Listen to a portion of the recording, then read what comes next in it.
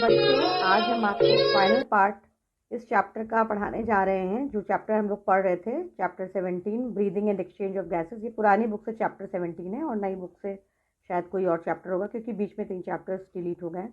इसके पहले हम बहुत सारे टॉपिक्स पढ़ा चुके हैं इसी चैप्टर में। जैसे कि बताया था कि ब्रीदिंग होता है एक्सचेंज ऑफ गैसेस, ऑक्सीजन लेना, CO2 देना। थोड़ा सा हम आपको ओवरव्यू दे दें, तब फाइनल टॉपिक पे आते हैं। हमने पढ़ा था रिस्पायरेटरी ऑर्गन्स कि एक्वेटिक एनिमल्स, पानी में रहने वाले जानवरों में गिल्स होती है, जैसे फिश वगैरह में ब्रीथ करने के लिए, और जितने भी टेरेस्ट्रियल एनिमल्स हैं उनके अंदर लंग्स होती हैं ब्रीथ करने के लिए। तो हम लोग ह्यूमन्स हैं और हम लोगों के अंदर लंग्स होती हैं। उसके बाद हमने ह्यूमन रिस्पायरेटरी सिस्टम बताया था, जिसका डायग्राम कुछ ऐसा है, जिसके अंदर पूरा का पूरा रिस्पायरेटरी सिस्टम 2 पार्ट से बटा हुआ है, कंडक्टिंग चेम्बर और रिस्पायरेटरी चेम्बर। तो कंडक्टिंग पार्ट का मतलब हुआ वहाँ जहाँ से हवा आती है अंदर की ओर या बाहर की ओर जाती है, जिसके अंदर ये सारी चीज़ें हो गई। आपका लारिंक्स है, ट्रेकिया है, उसके अलावा ब्रोंकस है, ब्रोंक्यूल्स है। तो ये सारी चीज़ें यहाँ से अंदर हवा ले जाने का या ले जाने का कार्य करती हैं। तो ये है कंडक्टिंग चेम्बर। और फाइनली देखिए, आप लोग को एल्वियोलाई दिख रहा होगा लंग्स के अंदर। ये बैलून लाइक स्ट्रक्चर्स हैं, यहाँ पे गैसेस एक्सचेंज होता है। तो इसको हम लोग कहते हैं कंडक्टिंग चेम्बर। ये बड़ा इंपॉर्टेंट क्वेश्चन आता है NCERT में, नीट में भी, कि ये कौन सा पार्ट कंडक्टिंग है, कौन सा रिस्पायरेटरी। तो आपको क्लियर हो गया होगा, ये पिछले मेरे लेक्चर में भी था, आप लोग देख सकते हैं। उसके बाद नेक्स्ट टॉपिक पे हम लोग आए थे कि ब्रीदिंग में कौन कौन से स्टेप्स होते हैं। तो सबसे पहले ऑक्सीजनेटेड मतलब एटमॉस्फेरिक एयर अंदर आती है, कार्बन डाइऑक्साइड बाहर आती है, जिसको ब्रीदिंग कहते हैं। अंदर आने का मतलब ये हुआ कि लंग्स के थ्रू होती है, तो फिर लंग्स से डिफ्यूजन होता है, गैसेस का आगे बढ़ती है लंग्स, ऑक्सीजन आगे बढ़ती है, CO2 वापस जाती है बाहर निकलने के लिए। फिर ब्लड के अंदर ट्रांसपोर्ट होता है, मतलब अब चली गैसेस, पहले ब्लड में डिफ्यूज़ कर गई, अब ब्लड से आगे गैसेस बढ़ी। फिर टिश्यूज़ पे जाकर के एक्सचेंज होता है, ऑक्सीजन लिया गया, CO2 दिया गया, और ऑक्सीजन यूटिलाइज करता है सेल्स।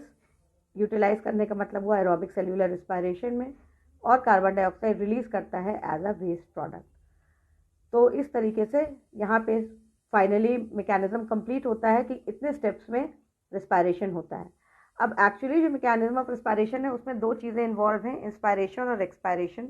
इंस्पायरेशन का मतलब होता है कि हवा किस तरीके से अंदर आती है। तो हम किसी को लेट डाउन करते हैं अपने घर के अंदर, तो हम क्या करते हैं, हम दरवाज़ा खोलते हैं, जगह बनाते हैं, ऐसे किसी को अंदर नहीं घुसा लेते हैं। बिल्कुल उसी तरीके से इंस्पायरेशन में भी पहले जगह बनानी पड़ती है। जगह बनाते हैं पल्मोनरी चेम्बर या चेस्ट कैविटी। तो जगह बनाने के लिए क्या मैकेनिज्म होता है, ये एक एक्टिव प्रोसेस है। हमेशा देखिए, ये भी क्वेश्चन आता है कि कौन सा एक्टिव प्रोसेस है, जिसमें इंस्पायरेशन एक एक्टिव प्रोसेस है और एक्सपायरेशन पैसिव प्रोसेस है। एक्टिव प्रोसेस क्यों है, क्योंकि यहाँ पे सारे मसल्स जो है कॉन्ट्रैक्ट करना शुरू करते हैं। 2 टाइप्स के मसल्स इंपॉर्टेंट हैं। एक तो है इंटरकॉस्टल मसल्स, जो रिब्स के बीच में, पसलियों के बीच में होते हैं, और एक होता है आपका डायफ्राम, जो डोम शेप्ड मसल होता है, नीचे की ओर रहता है चेस्ट कैविटी में। तो वो क्या करता है, जब वो मसल्स कॉन्ट्रैक्ट करते हैं तो डोम शेप्ड मसल नीचे की ओर जाता है और पसलियाँ जो है बाहर की ओर जाती हैं। तो आप इमेजिन करिए कि कोई चीज़ नीचे जा रही है और कोई चीज़ बाहर की ओर जा रही है, तो जगह बन रही है। मतलब पसलियाँ बाहर की तरफ गई और डोम शेप्ड मसल या जिसको कहते हैं डायफ्राम, वो नीचे की ओर गया, तो जगह बन गई। जगह बनने का मतलब क्या हुआ कि वॉल्यूम वहाँ पे बढ़ जाती है। तो वॉल्यूम बढ़ती है तो प्रेशर जो होता है वॉल्यूम के इन्वर्सली प्रोपोर्शन होता है, मतलब उल्टा चलता है। वॉल्यूम बढ़ी तो प्रेशर घटा। तो जब अंदर प्रेशर घट जाता है और बाहर का प्रेशर ज़्यादा रहता है ऑक्सीजन का, तो अपने आप ऑक्सीजन डिफ्यूजन से बाहर से अंदर की ओर आ जाती है। एक्सपायरेशन पैसिव प्रोसेस है। इसके अंदर सारे मसल्स रिलैक्स करने शुरू हो जाते हैं। जब रिलैक्स होता है तो जस्ट ऑपोजिट होता है। इसमें क्या होता है कि अब वॉल्यूम जो होगी वो हो जाएगी कम, प्रेशर बढ़ेगा, और कार्बन डाइऑक्साइड का प्रेशर जब अंदर ज़्यादा होगा, बाहर कम होगा, तो कार्बन डाइऑक्साइड अंदर से बाहर की ओर जाएगी। ये सारी चीज़ें डिटेल में हमने लेक्चर में बताई हुई हैं, प्लीज़ आप लोग उसको जा करके देखिएगा, तब आपको और क्लैरिटी से समझ में आएगा। ये देखिए डायफ्राम, यहाँ पे डायग्राम है, डायफ्राम गोल सा है और किस तरीके से ये जगह बना रहा है वो बताया गया है। ये सारी वॉल्यूम्स हमने बताई थी, ये सब चीज़ें सारी लेक्चर्स में दिया हुआ है। सब आपको याद करना है कि टाइडल वॉल्यूम 500 ml होता है, इंस्पायरेटरी रिजर्व वॉल्यूम 250 ml से 3000 ml है। सारी वैल्यूज़ हमने बताई थी, सारी चीज़ें बताई थी, ये सब प्लीज़ आप लोग देख लीजिएगा। फिर एक्सचेंज ऑफ गैसेस बताया था कि कहाँ कैसा प्रेशर होता है। इन शॉर्ट आप ये समझ लीजिए कि यहाँ पे अगर हम बात करें ऑक्सीजन की तो देखो एटमॉस्फेरिक एयर में 159 है और एल्वियोलाई में 104 है, मतलब डिफ्यूजन कहाँ से कहाँ होगा, यहाँ से यहाँ होगा। उसके बाद ब्लड में डीऑक्सीजनेटेड ब्लड में 40 mmHg है और इसका प्रेशर 104 mmHg है, तो फिर बाहर से कम की ओर, ज़्यादा से कम की ओर, यानी यहाँ से यहाँ होगा। फिर उसके बाद क्या होगा कि यहाँ पे जैसे ही ब्लड मिला, ब्लड के अंदर ऑक्सीजन हुई तो उसके अंदर 95 हो गया उसका प्रेशर। अब टिश्यूज़ के अंदर फिर से ऑक्सीजन कम है तो यहाँ पे यहाँ आराम से हो जाएगा।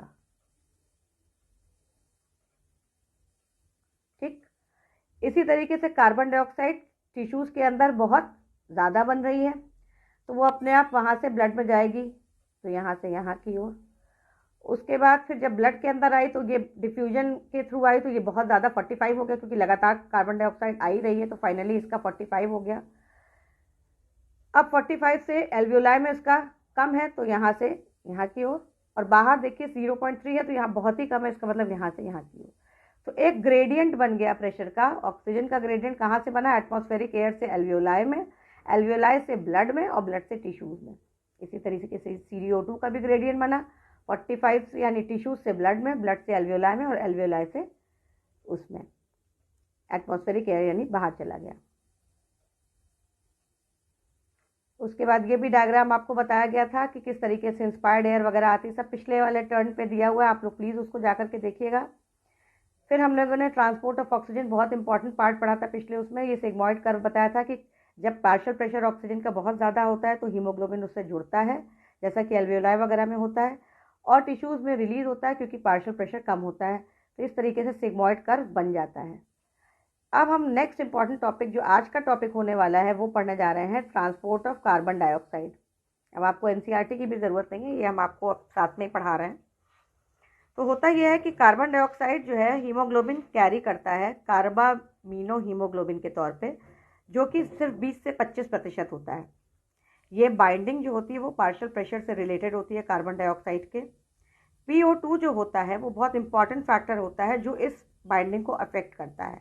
सीधी सी बात यह है कि जब PCO2 बहुत ज़्यादा रहता है और PO2 कम रहता है टिश्यूज़ में, ये कब होता है, ये तब होता है जब हमारे टिश्यूज़ के अंदर रेस्पायरेशन हो रहा होता है और ऑक्सीजन यूटिलाइज हो जाती है और CO2 रिलीज होने लगता है। तो उस वक्त ज़्यादा से ज़्यादा बाइंडिंग होती है कार्बन डाइऑक्साइड की। सीधी सी बात है ना, कार्बन डाइऑक्साइड का प्रेशर ज़्यादा हुआ तो कार्बन डाइऑक्साइड हीमोग्लोबिन से जुड़ेगा, ऑक्सीजन का प्रेशर ज़्यादा हुआ तो ऑक्सीजन जुड़ेगा। अब रिस्पायरेशन की हम बात कर रहे हैं, तो जब रिस्पायरेशन हो रहा है तो CO2 ज़्यादा रहेगा, तो PCO2 जब ज़्यादा रहेगा तो वो तेज़ी से कार्बन डाइऑक्साइड उस वक्त ब्लड से जुड़ेगा। When the PCO2 is low, और जब PCO2 कम रहता है, PO2 हाई रहता है, जैसे कि एल्वियोलाई में होता है जिस वक्त ऑक्सीजन अंदर आई थी, तो उल्टा चलता है, डिसोसिएशन होता है। डिसोसिएशन का मतलब हुआ कि कार्बन डाइऑक्साइड कार्बामीनो हीमोग्लोबिन से अलग हो जाता है, और इसका मतलब हुआ कि that is carbon dioxide which is bound to haemoglobin from the tissue is delivered at the alveoli. बात समझ में आ रही है?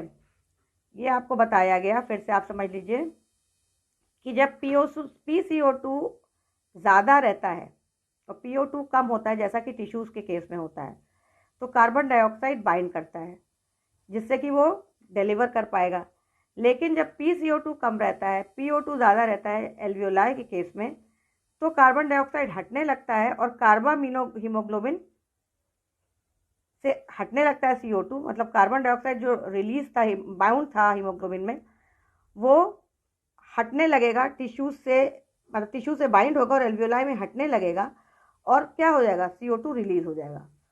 तो फिर से समझिए कि ऑक्सीजन आके जुड़ता है कब, जब ऑक्सीजन का मात्रा ज़्यादा होती है, कहाँ पे, एल्वियोलाई में, और PCO2 जुड़ने लगता है टिश्यूज़ के अंदर जब PCO2 की मात्रा या प्रेशर ज़्यादा होता है टिश्यूज़ में, और यही चीज़ उल्टी होती है एल्वियोलाई में।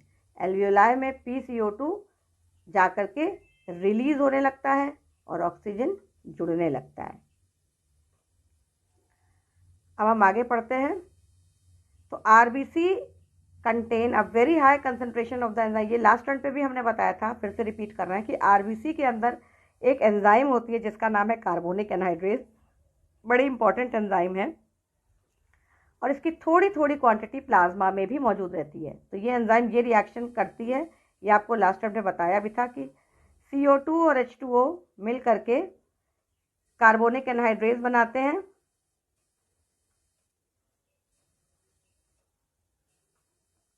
CO2 और H2O जो है कार्बोनिक एनहाइड्राइज के प्रेजेंस में H2CO3 यानी कार्बोनिक एसिड बनाते हैं, और ये स्प्लिट करता है फिर से ही कार्बोनिक एनहाइड्रेज के प्रेजेंस में HCO3 और H+ में।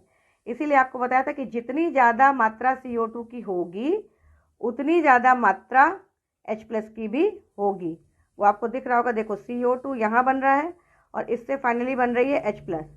इसका क्या मतलब हुआ कि जितना CO2 बनेगा उतना ही H+ बनेगा। तो अगर CO2 ज़्यादा है तो H+ ज़्यादा है, मतलब वो एसिडिक है। CO2 कम है तो H+ भी कम है।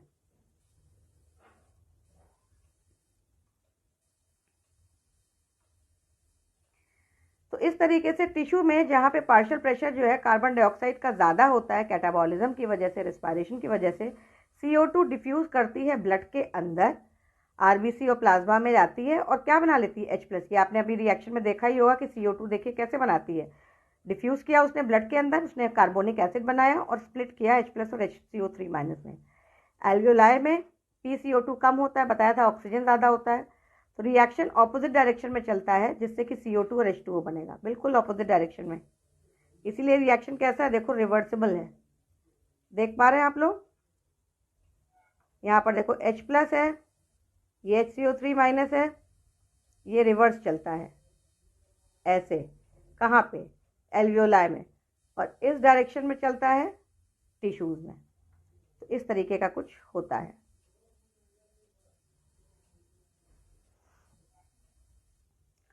तो एल्वियोलाई में जहाँ पे PCO2 कम होता है, रिएक्शन जो होता है ऑपोजिट डायरेक्शन में चलता है जिससे कि CO2 और H2O बनने लगता है, और जब CO2 बन जाता है तो उसका प्रेशर वहाँ पे ज़्यादा होता है, बाहर कम होता है, देखा था हम लोगों ने, और CO2 अपने आप अंदर से यानी एल्वियोलाई से बाहर चली जाती है। CO2 ट्रैप बेसिकली होता है, ट्रैप का मतलब फंस जाता है बाइकार्बोनेट के रूप में टिश्यू लेवल पे, और इस तरीके से एल्वियोलाई ट्रांसपोर्ट, और इस तरीके से वो एल्वियोलाई में ट्रांसपोर्ट होता है और वो CO2 में बाहर जाता है। भाई ट्रैप होने का मतलब क्या हुआ कि H+ और HCO3 उल्टे डायरेक्शन में दोनों जुड़े और कार्बोनिक एसिड बनाया, कार्बोनिक एसिड ने H2O CO2 बनाया, मतलब इस डायरेक्शन में, जो हम आपको भी फिर से बता दे रहे हैं। ये H+ HCO3- जुड़ करके H2CO3 बना, और इसने बना लिया CO2 और H2O बनाया।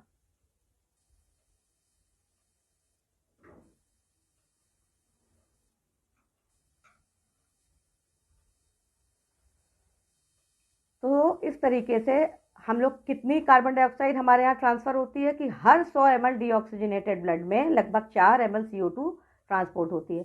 और यही डेटा अगर हम ऑक्सीजन का देखें, जो कि बहुत पूछा जाता है, यही छोटे छोटे डेटा आप लोगों को याद करने की ज़रूरत है। इसमें लिखा है, ये लाइन देखो,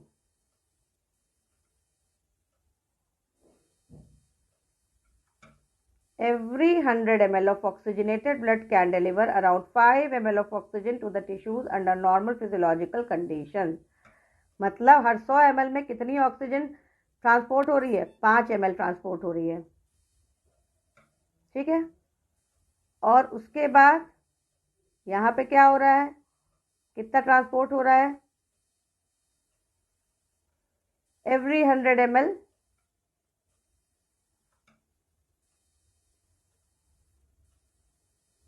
of deoxygenated blood delivers approximately 4 ml। तो अगर हम कार्बन डाइऑक्साइड की बात करें तो लगभग 4 ml, और ऑक्सीजन की बात करें तो 5 ml। Regulation of respiration, respiration का रेगुलेशन कैसे होता है, ये भी इंपॉर्टेंट बहुत है। ह्यूमन बींग्स के अंदर सिग्निफिकेंट यानी बहुत खास एक क्षमता होती है कि रिस्पायरेटरी रिदम को मेंटेन रखता है, जिससे कि बॉडी टिश्यूज की ज़रूरतें पूरी होती रहे। रिदम का मतलब हुआ एक लय में, एक सुर में चलता है, कभी ज़रूरत ज़्यादा है तो ज़्यादा ऑक्सीजन आ गई, कभी कम है तो कम हो गया। ये न्यूरल सिस्टम कंट्रोल करता है। Specialised centre present in the medulla region of the brain called respiratory rhythm center is primarily responsible for this regulation। तो एक खास तरीके का सेंटर जो है मेडुला रीजन में मौजूद रहता है, ब्रेन के मेडुला में एक खास तरीके का सेंटर मौजूद रहता है जिसको रेस्पिरेटरी रिदम सेंटर कहते हैं। ये मेनली रिस्पॉन्सिबल है इस रेगुलेशन के लिए। दूसरा सेंटर जो होता है पॉन्स एरिया में मौजूद है। ब्रेन का एक और एरिया है पॉन्स, जो कि आगे चल के वर्टिब्रल कॉलम में एंड होता है। तो पॉन्स का जो एरिया है, सेंटर है, वो न्यूमोटैक्सिक सेंटर उसके अंदर का पार्ट है, और ये भी रेस्पिरेटरी रिदम सेंटर की एक्टिविटी को मॉडरेट करता है। तो दो चीज़ें हमको मिली। एक क्या मिला आपको, फिर से समझिए। एक तो मेडुला रीजन में है, रेस्पिरेटरी रिदम कंट्रोल करता है, और दूसरा पॉन्स। तो ये भी पूछा जाता है कि कौन सा ब्रेन का पार्ट रेस्पिरेशन को कंट्रोल करता है। तो एक आप बताएंगे मेडुला, और दूसरा आप बताएंगे, ये रहा मेडुला रीजन, और दूसरा है pons region of the brain. इसी को ही न्यूमोटैक्सिक सेंटर कहते हैं। इसी को ही न्यूमोटैक्सिक सेंटर कहते हैं। किसको? पॉन्स को कहते हैं। अब क्या होता है कि ये मॉडरेट करते हैं। मॉडरेट का मतलब हिसाब किताब बराबर चलता है, होम्योस्टैसिस मेंटेन रहती है, कोई चीज़ कम ज़्यादा ना होने पाए रेस्पिरेटरी रिदम सेंटर की वजह से। तो न्यूरल सिग्नल इस सेंटर से क्या करते हैं, ये इंस्पायरेशन का जो ड्यूरेशन है, 2 सेकंड का है, 4 सेकंड का है, 10 सेकंड का है, उसको कम करते हैं, and thereby alter the respiratory rate. तो इंस्पायरेशन का ड्यूरेशन को कम करके रेस्पिरेटरी रेट को चेंज कर देते हैं। इनका ये काम होता है। तो जब इंस्पायरेशन चेंज होगा तो अकॉर्डिंगली सारे उसके स्टेप्स चेंज होंगे। इसके अलावा एक कीमो सेंसिटिव एरिया भी सिचुएटेड होता है रिदम सेंटर के बगल में। रिदम सेंटर के बगल में एक chemo sensitive area. Chemo sensitive का मतलब हुआ जो केमिकल्स के थ्रू वो सेंसिटिव हो, तो वो काफ़ी सेंसिटिव होता है वो एरिया CO2 और हाइड्रोजन आयंस के लिए। तो जैसे ही इन सब्सटेंसेस की मात्रा बढ़ती है तो वो सेंटर जो है एक्टिवेट हो जाता है, तेज़ी से काम करना शुरू कर देता है।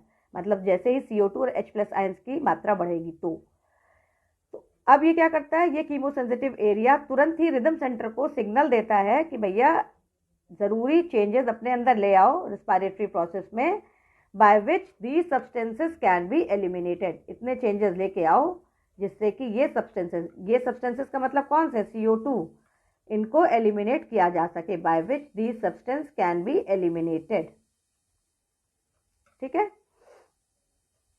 अब क्या होता है, receptors associated with aortic arch and carotid artery also can recognize changes in CO2 and H+ concentration and send necessary signal to the rhythm center for remedial actions.